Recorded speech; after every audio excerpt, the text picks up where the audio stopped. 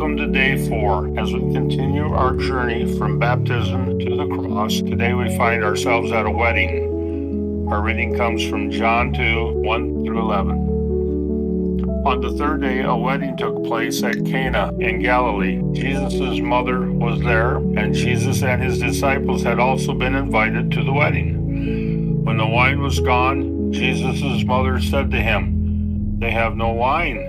"Woman, why do you involve me?" Jesus replied. "My hour has not yet come." His mother said to the servants, "Do whatever he tells you." Nearby stood 6 stone water jars, the kind used by the Jews for ceremonial washing, each holding from 20 to 30 gallons. Jesus said to the servants, "Fill the jars with water." So they filled them to the brim. Then he told them, "Now draw some out and take to the master of the banquet." They did so.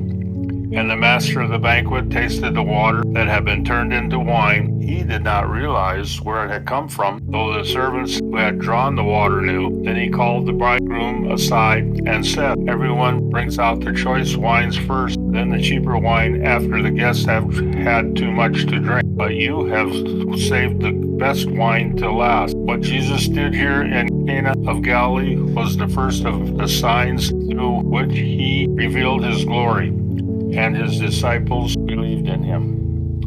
This is the moment Jesus performed his first miracle, gently nudged by the concerns of his mother, and as obedient son he listened. Jesus turned water into wine, quietly, without drawing attention to himself, without the host even realizing what had happened. And Jesus doesn't just make wine, he makes the best wine. This miracle happens in the middle of an ordinary celebration, a gathering of family and friends, a moment of everyday life, and that's important.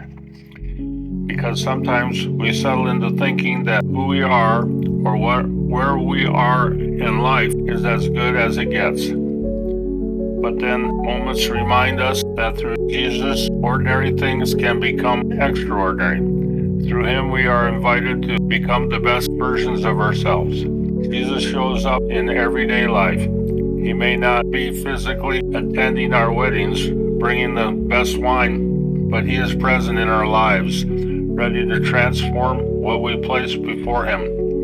The first step begins with us letting him in. Today, take a moment to think about this. What have you been trying to hold in your own control, and is it time to place it in Christ's hands?